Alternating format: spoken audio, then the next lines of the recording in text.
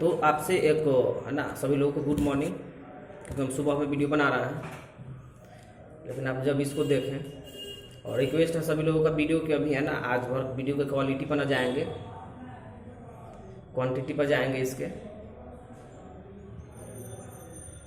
है ना। आज जो हम लोगों को पढ़ना है, पीछे जो हम लोग पढ़े हैं पी ब्लॉक में, सॉरी है ना, ग्रुप 15 एलिमेंट्स में आपको बहुत सारी बातों को हम जाने हैं। अब हम लोगों को ये सीखना है कि जैसे नाइट्रोजन होता है, फास्फोरस होता है, आर्सेनिक होता है, बिस्मथ होता है, इस सब को बनाया कैसे जाता है। उसके बाद सीखेंगे ये रिएक्शन किसी से करता है तो क्या करता है ना। इतनी बातों को हमको सीखना है। तो आज का हमारा टॉपिक है नाइट्रोजन बनाने की विधि और नाइट्रोजन किसी से अभिक्रिया करके क्या क्या बनाता है। और वीडियो को हम इसलिए बोले हैं कि वीडियो को क्वालिटी पर ना जाए, क्योंकि हम केवल चाहते हैं आपको कि केवल लॉकडाउन भर आप पढ़ लें, जिस तरीके से आप पढ़ लें क्वालिटी से है ना, मतलब ना रखेंगे, क्योंकि हमको इसको परमानेंट नहीं रखना है, वीडियो को इसको डिलीट कर देना है। अब हम लोगों को पढ़ना जो है आपको बता दे रहा हूं,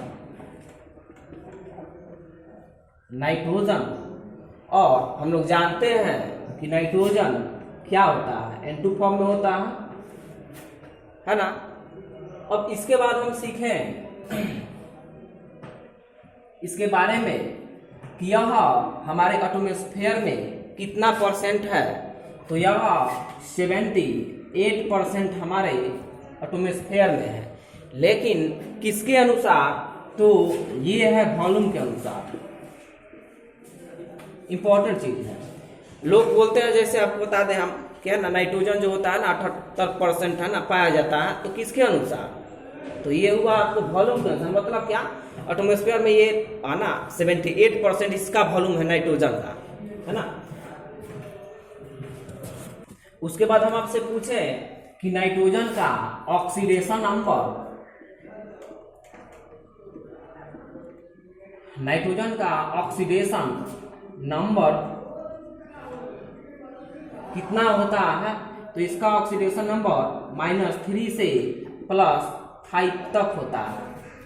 तो -3 से -5 कहने का मतलब क्या है, -3 भी होता है, -2 भी होता है, -1 भी होता है ना, -1 भी होता है, 0 भी होता है, +1 होता है, +2 होता है, +3 होता है, +4 होता है, +5 होता है।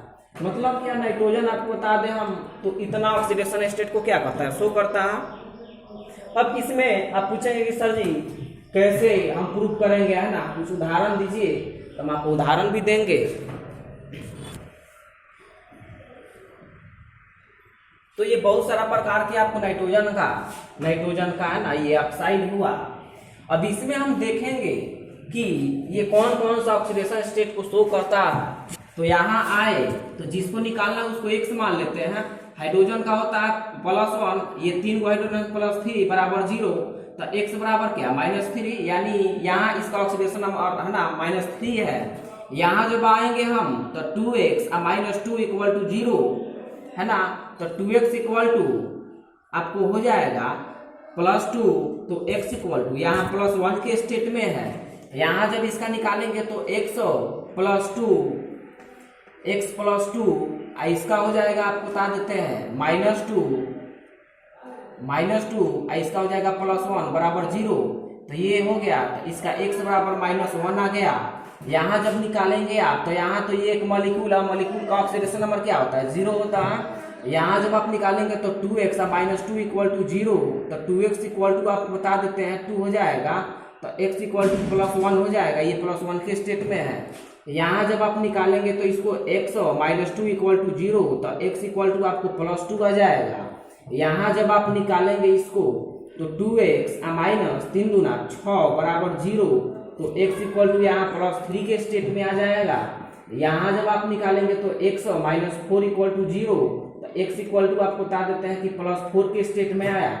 यहाँ जब आप निकालेंगे तो 2x -10 = 0, तो 2x = +10, तो x = आपको कितना हो जाएगा, +5। यानी देखें कि यहाँ नाइट्रोजन जो है आपको सभी ऑक्सीडेशन स्टेट को क्या करता है, शो करता है। मतलब क्या कि नाइट्रोजन का ऑक्सीडेशन स्टेट है ना -3 से +5 तक होता है। इसका कहने का मतलब इसके बीच में भी ऑक्सीडेशन नंबर इसका होता है, जो कि एग्जाम्पल आपको दिए हैं। पॉज करके वीडियो आप नोट कर लेंगे इसको। तो अब जो हम लोग को सीखना है नाइट्रोजन बनाने की विधि, है ना। मतलब क्या, नाइट्रोजन किस तरीके से बनता है, किस किस कंपाउंड से बनता है, शुद्ध नाइट्रोजन किस कंपाउंड से बनता है, जो कि हमेशा परीक्षा में पूछा जाता है। लेकिन उससे पहले हमें को आपको, है ना, कंसेप्ट बता रहे हैं केमिस्ट्री का, मेन कंसेप्ट आपको बता रहे हैं। मतलब बहुत ये हमेशा अप्लाई होगा। जैसे हम आपसे पूछे किसी कंपाउंड को हम हीट करते हैं, किसी कंपाउंड को हम हीट करते हैं, दिमाग लगाएंगे जरा सा, बहुत महत्वपूर्ण है, केमिस्ट्री का बहुत महत्वपूर्ण ये टॉपिक है। इससे बहुत सारा क्वेश्चन आपको क्या हो जाएगा, सॉल्व हो जाएगा। किसी भी कंपाउंड को हम हीट करते हैं तो आप याद रखें थोड़ा सा, जैसे हम मान लें कि आपको हम किसी चीज को जलाएं, तो किसी चीज को हम जलाते हैं तो उसमें से पहले क्या, पानी निकलता है ना। जैसे आपको कच्चा लकड़ी है, आपको बता देते हैं, उसको जब जलाएंगे ना तो पहले उसमें से पानी निकलता है। आप देखेंगे पानी का मतलब क्या, उसका जो धुआं जो होता है उसका, है ना, वही है ना, उसमें का क्या है, पानी है आपको, है ना। लकड़ी तब तक नहीं जलता है जब तक उसमें का पूरा पानी ना निकल जाए। तो हम किसी कंपाउंड को, जैसे मान लें आपसे हम पूछे हम कि बालू और पानी हम मिला देते हैं और उसको गर्म करते हैं, तो गर्म करने के बाद क्या होगा, जितना उसमें से पानी होगा उतना पानी क्या हो जाएगा, निकल जाएगा। मैक्सिमम पानी की संख्या उसमें से क्या निकल जाएगी, बचेगा क्या, जो पानी नहीं है। जैसे मैं आपसे पूछे तो बस वही कंसेप्ट लगाना है कि दुनिया का कोई भी, एक यही कंसेप्ट याद रखना है कि दुनिया का कोई भी कंपाउंड है, अगर उसको हीट करते हैं तो उसमें से जितना पानी है ना उतना चाहता है कि हम क्या, निकल जाए यहाँ से। बातें समझ रहे हैं ना। जैसे हम आपसे पूछे, देखेंगे सिंपल से उदाहरण आपसे ले हम, जैसे हम पूछे कि CuSO4 इंटू 5H2O, हम कहें कि इसको जब हीट करें, ये है सिंबल हीट करने का, डेल्टा का चिन्ह लगा देंगे तो ये हीट कर रहे हैं। तो हीट करने के बाद देखेंगे ये तो है, ये वेपोराइज होने वाला नहीं है। मतलब इस फॉर्मूला का मतलब क्या होता है ना कि CuSO4 में पानी की मात्रा है, ये है ना। जब इसको गर्म करेंगे तो यहाँ वाटर के कितना मॉलिक्यूल है, वाटर के 5 मॉलिक्यूल है। देखेंगे ये तो वाटर हो गया, लेकिन इसका कितना मॉलिक्यूल है, 5 मॉलिक्यूल है। तो अभी तो हम बोले कि गर्म करेंगे तो जितना इसमें मॉलिक्यूल है ना वाटर का, वो सब क्या हो जाएगा, वेपर में बदल जाएगा। तो यहाँ देखेंगे यहाँ का बन गया CuSO4 प्लस में कितना मॉलिक्यूल वाटर का था, 5 मॉलिक्यूल, तो 5H2O, ये क्या होगा, वेपर में बदल गया। थोड़ा सा दिमाग लगाएंगे। और हम आपसे पूछें FeSO4 7H2O, ग्रीन विट्रियोल है ये, अगर इसको हम हीट करें तो FeSO4 प्लस में कितना मॉलिक्यूल निकलेगा, यहाँ से 7 मॉलिक्यूल निकलेंगे, है ना।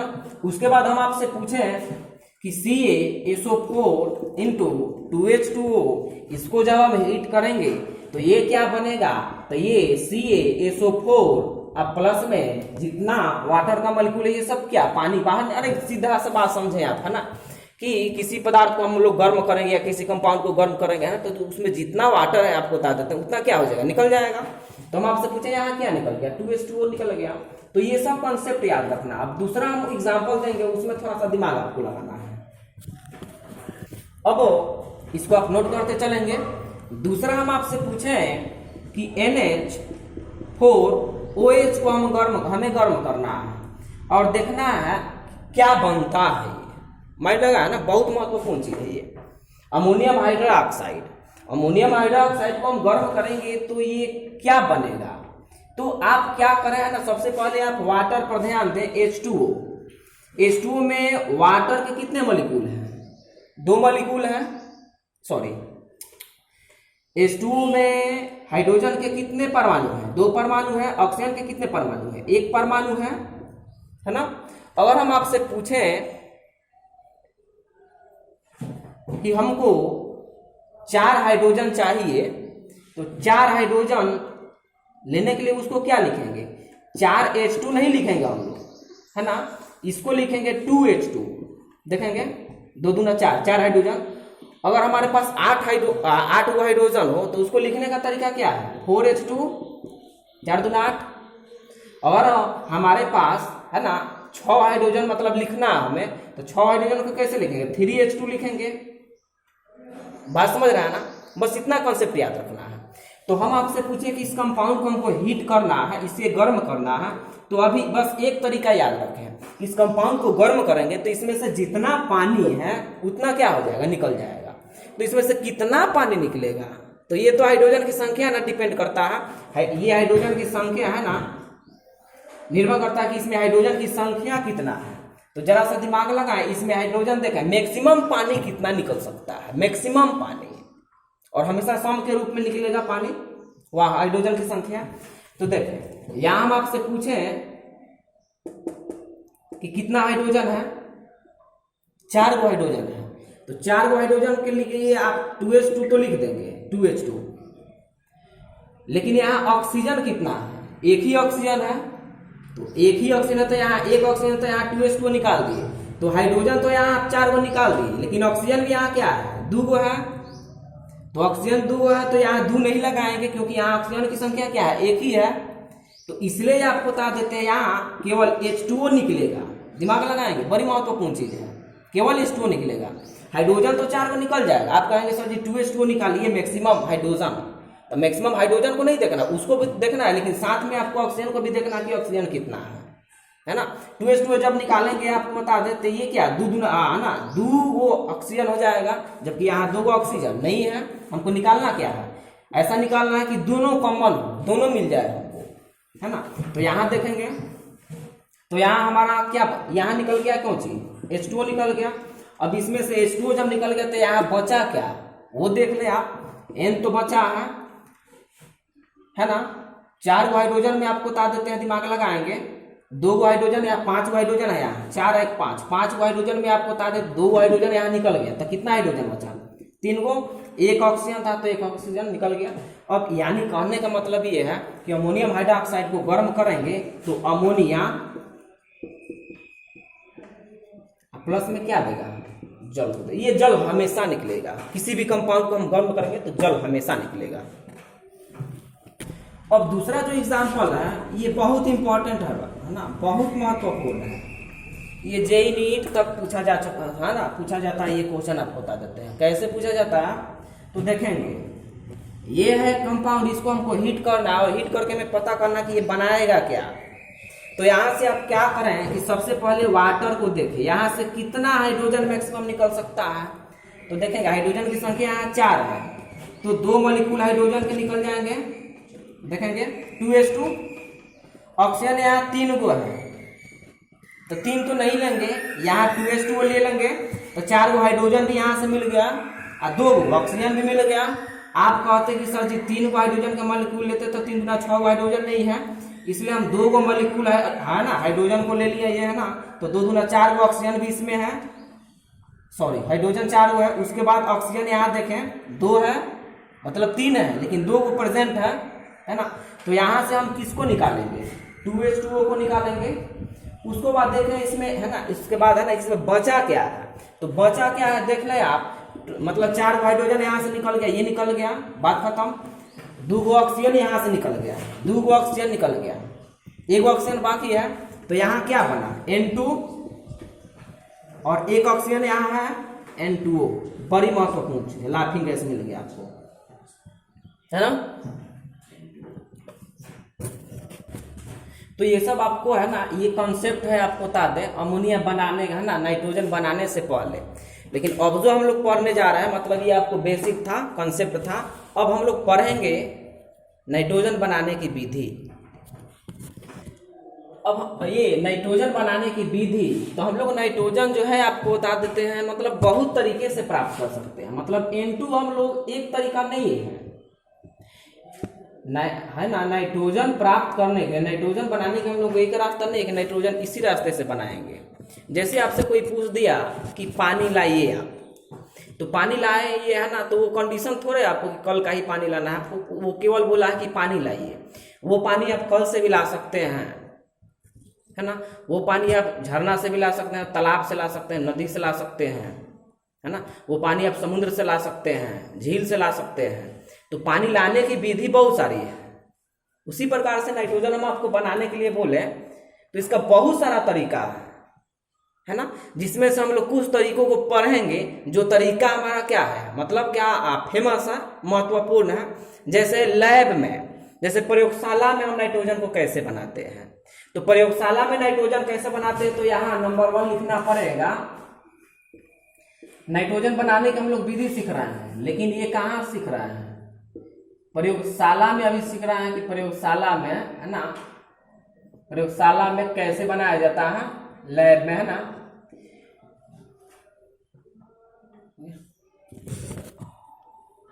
इसमें आप क्या करेंगे, ये प्रयोगशाला विधि में क्या किया जाता है कि अमोनियम क्लोराइड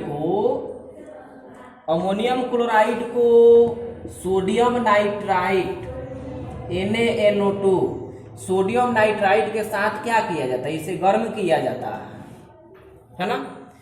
तो पहले तो इसे गर्म कर रहे हैं तो यह अभिक्रिया करेगा, पहले इसे हम गर्म कर रहे हैं तो यह अभिक्रिया करेगा, और बाद में क्या, इसमें से पानी निकलेगा, दिमाग लगाएंगे, है ना।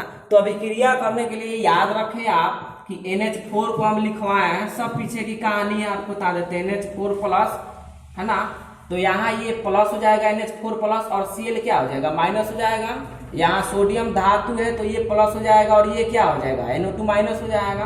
तो देख ले, ये माइनस वाला प्लस वाला के साथ जाएगा, और प्लस वाला माइनस वाला के साथ गया। बात समझ रहा है ना। तो यहाँ देखेंगे NH4+, इसके साथ कौन आया, NO2 आया, प्लस था, आ गया इसके पास NO2, अब प्लस में क्या निकला, यहाँ Na है, ये प्लस में है, इसको कौन ले गया, Cl, ये NaCl बन गया। अब दिमाग लगाएंगे, नमक से पानी कभी नहीं निकलता, दिमाग लगाएंगे।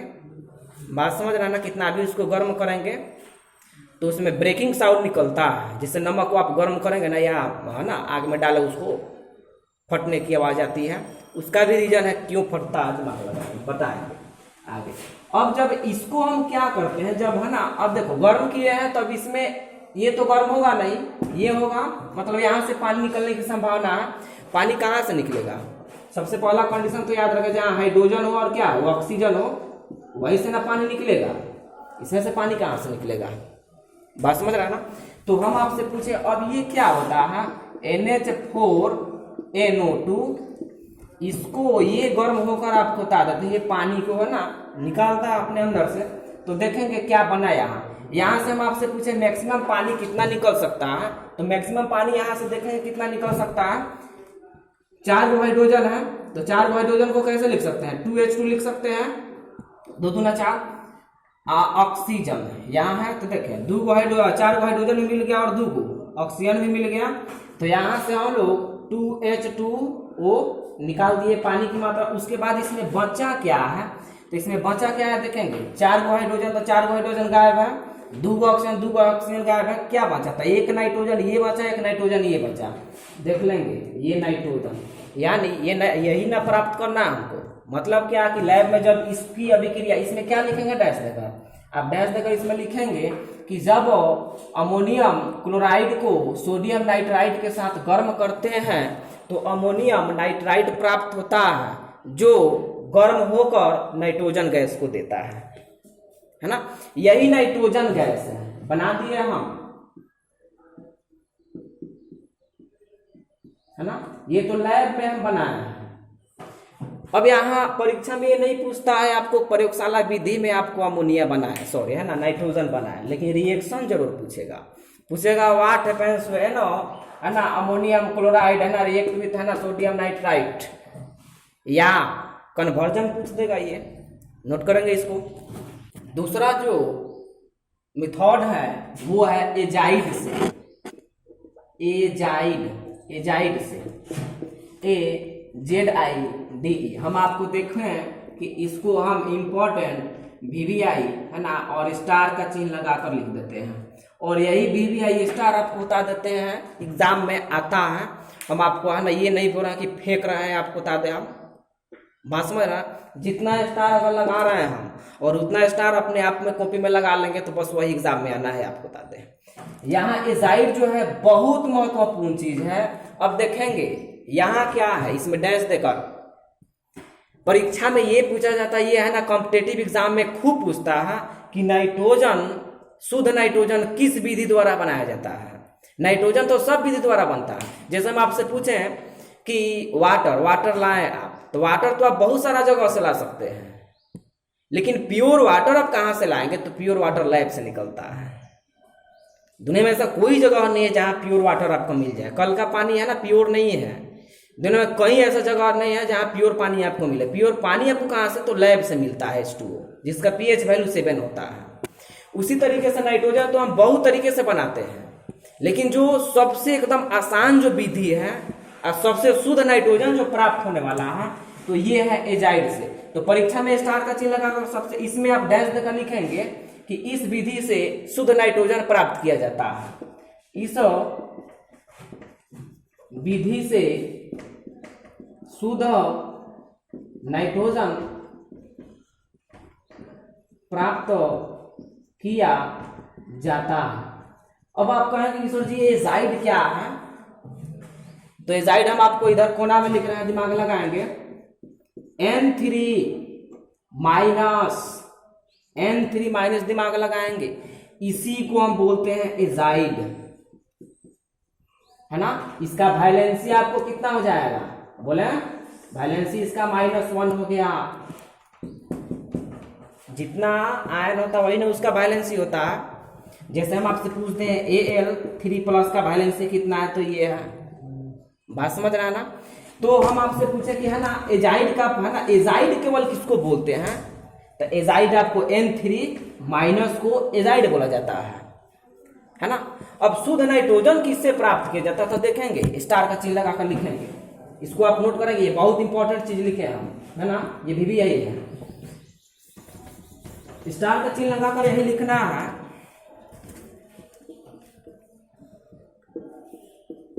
सोडियम और बेरियम, सोडियम और बेरियम एजाइड से शुद्ध नाइट्रोजन प्राप्त होता है।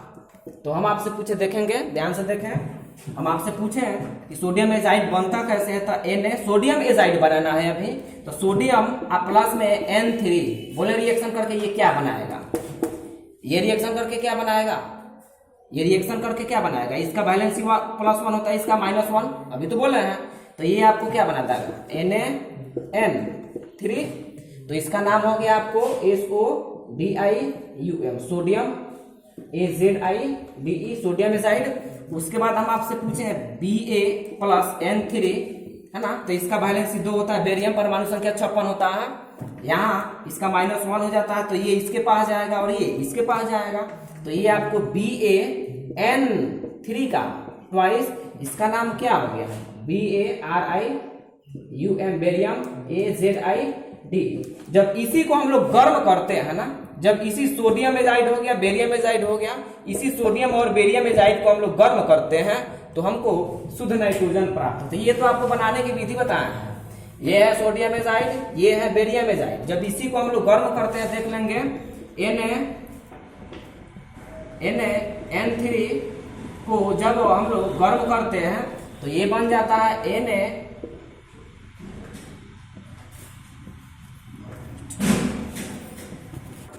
Na+N2 बन जाता है। जब गर्म करेंगे तो क्या बनेगा, NaN2। आप कहेंगे सर जी 3 गो नाइट्रोजन था कहाँ से आ गया, तो इसको बैलेंस करना होगा आपको। तो यहाँ 3 गो है, तो यहाँ आपको बता देते हैं 2 लगा दें, है ना, यहाँ आप 3 लगा दें, सॉरी दोनों टूट जाएंगे, आप बैलेंस करना है इसको, तो यहाँ 2 लगा दें, यहाँ 2 लगा दें, 2 गो सोडियम, 2 गो सोडियम, यहाँ नाइट्रोजन कितना हो गया, 3 दूना 6 हो गया, तो यहाँ 3 लगा दें, ये हो गया। मतलब क्या कि सोडियम एजाइड को गर्म करने पर सोडियम और है ना शुद्ध नाइट्रोजन, यही है प्योर नाइट्रोजन, प्योर N2, है ना। उसके बाद बेरियम एजाइड को हम जब गर्म करेंगे N3 का ट्वाइस, जब इसको हम गर्म करेंगे तो इससे बन जाता है Ba प्लस में N2। अब बैलेंस कर लें इसको, तो यहाँ आपको बता दें हम कितना 2 लगा दें, 2 को बेरियम यहाँ 2 लगा दें। यहाँ कितना नाइट्रोजन हो गया, नाइट्रोजन यहाँ हो गया आपको 3 दूना 6 6 दूना 12, तो 12 के लिए 6 N2 लगाते हैं, ये हो गया प्योर नाइट्रोजन, है ना। ये आपको बहुत महत्वपूर्ण चीज है ना। एजाइड से मतलब क्या, सोडियम और बेरियम एजाइड से, ये परीक्षा में पूछा जा चुका है, अरे कॉम्पिटेटिव एग्जाम में पूछा जा चुका है कि सोडियम और बेरियम एजाइड से शुद्ध नाइट्रोजन प्राप्त किया जा सकता है। चलो अब जो हम लोगों को तीसरा जो पढ़ना है अमोनियम डाइक्रोमेट से।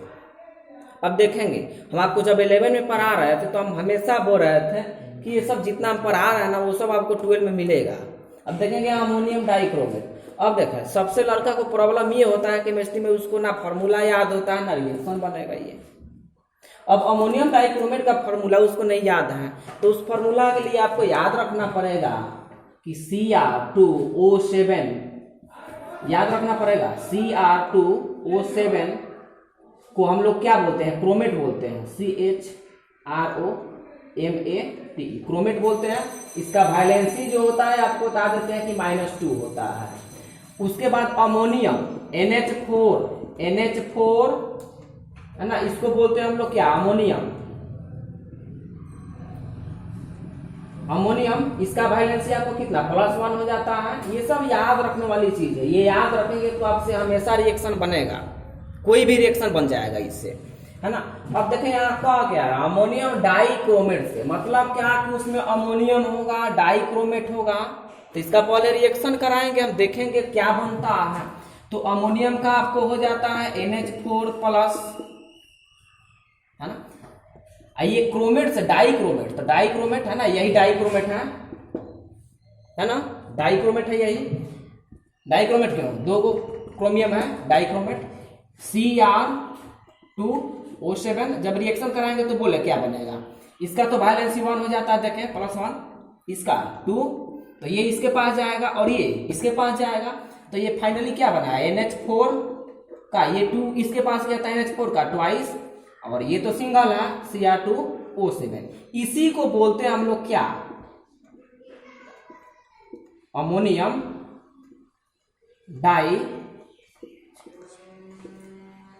डाइक्रोमेट, इसी को बोलते हैं। अब इसी को हम लोग गर्म करते हैं ना, इसी को हम लोग गर्म करते हैं तो हमें नाइट्रोजन प्राप्त होता है। तो यहां हम लिख देते हैं, या यहां आप डैश देकर ना यहां लिख लेंगे कि NH4 ट्वाइस Cr2O7 को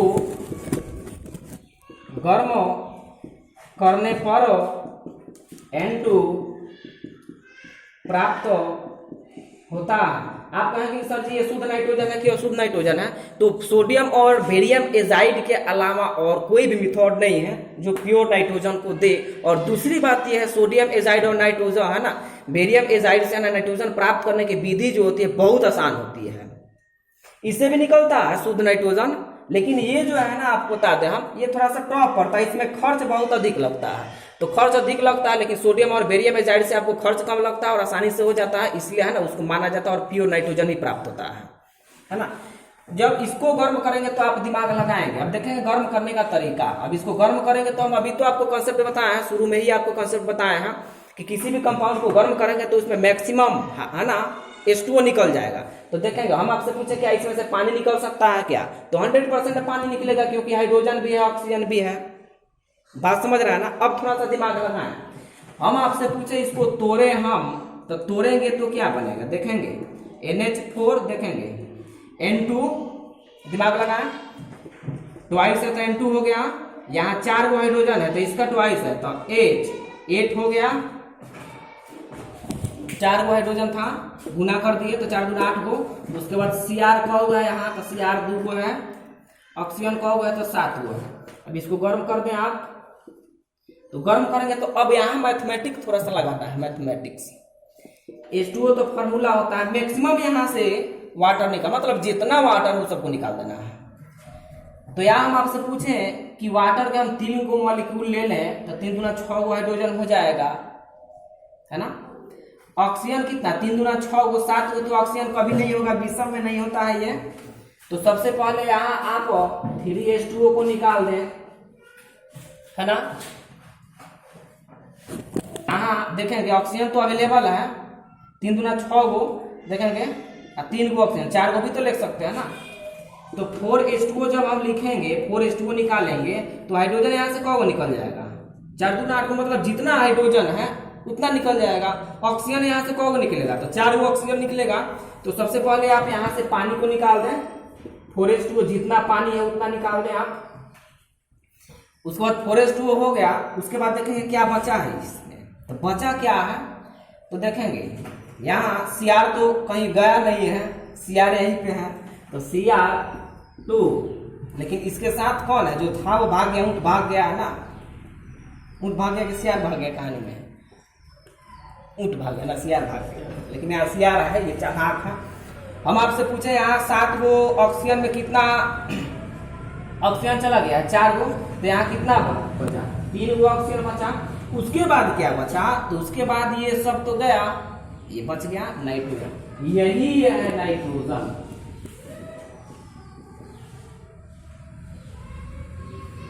इतना सब कॉन्सेप्ट है। मतलब क्या कि अमोनियम डाइक्रोमेट को गर्म करने पर, है ना, ये सब प्राप्त होता है, साथ में नाइट्रोजन गैस प्राप्त होता है। इसका नाम है आपको CHROMIC, क्रोमिक ऑक्साइड, याद रखेंगे मुन्ना, इसका नाम है क्रोमिक ऑक्साइड, आप इसको याद रखें। अब हम लोग सीखे आपको नाइट्रोजन बनाने की विधि, जितना विधि आपको इम्पोर्टेंट विधि थी वो आपको हम बता दिए। अब जो हम लोगों को पढ़ना है, नाइट्रोजन का भौतिक गुण क्या है ना। नाइट्रोजन का भौतिक गुण तो आप हेडिंग लगाएंगे N2 का भौतिक गुण, है ना, PHYSICAL physical, PROPERTY physical property of nitrogen, nitrogen gas. चलो, नाइट्रोजन का हमको भौतिक गुण पढ़ना है कि इसका भौतिक गुण क्या है। तो पहला जो है, यह रंगहीन एवं गंधहीन होता है। मतलब क्या, अमोनिया का ना रंग होता है और ना ही इसमें गंध होता है, मतलब इसका कोई भी स्मेल नहीं होता है। चलो, दूसरा जो है, यह जल में अविलेय होता है। मतलब क्या, यह जल में नहीं घुलता है। तीसरा जो है, यह उदासीन होता है। उदासीन कहने का मतलब क्या कि यह ना ही अम्ल के जैसा लगता है खट्टा, और ना ही क्षारीय लगता है, ना ही तीखा लगता है, ना ही मीठा लगता है। चौथा जो है, यह अध्रुवीय होता है। महत्वपूर्ण चीज है, बहुत महत्वपूर्ण, पूछ देगा परीक्षा में। वाई NH2 इज है ना non polar, Y NH2 sorry है ना N2 इज नॉन पोलर। पूछेगा कि नाइट्रोजन जो होता है अध्रुवीय होता है, क्यों, तो बताएंगे। नाइट्रोजन में बॉन्ड है ना, ट्रिपल बॉन्ड होता है। यहाँ इस नाइट्रोजन का जितनी विद्युतनात्मकता होती है, उसी इस नाइट्रोजन का भी उतना ही विद्युतनात्मकता होती है। ये नाइट्रोजन जितना इलेक्ट्रॉन इसको खींचता है, इसके इलेक्ट्रॉन को जितना ये खींचता है, उतना ही ये भी इसके इलेक्ट्रॉन को खींचता है। इसलिए ना ये प्लस बन पता और ना ही ये प्लस बन पाता। अरे ये जितना खींचा, ये जितना खींचा, है ना, कहीं है ना इलेक्ट्रॉन शिफ्ट नहीं हुआ, कहीं इलेक्ट्रॉन शिफ्ट नहीं हुआ, तो डेल्टा प्लस कहीं नहीं हुआ, इसलिए यह क्या प्लस माइनस नहीं हुआ, तो इसलिए क्या हो गई, अध्रुवीय हो गया। दूसरी बात, आपको यह अक्रिय होता है, बड़ी महत्वपूर्ण चीज है। पूछ देगा नाइट्रोजन अक्रिय होता है जबकि फास्फोरस अक्रिय होता है, बहुत बार पूछा जा चुका है ये। अरे 2 नंबर के क्वेश्चन पूछा जा चुका है कि नाइट्रोजन अक्रिय होता है, जबकि फास्फोरस सक्रिय होता है या क्रियाशील होता है। बहुत है ना, इसको क्वेश्चन को लिखो, क्वेश्चन लिखिए आप, है ना, लिखे कि नाइट्रोजन अक्रिय होता है जबकि फास्फोरस सक्रिय होता है। क्यों?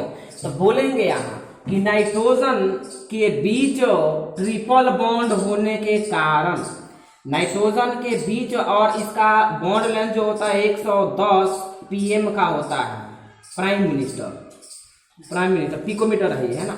मतलब क्या, इसका बॉन्ड लेंथ जो होता है 110 pm का होता है, जो कि बहुत छोटा होता है ना।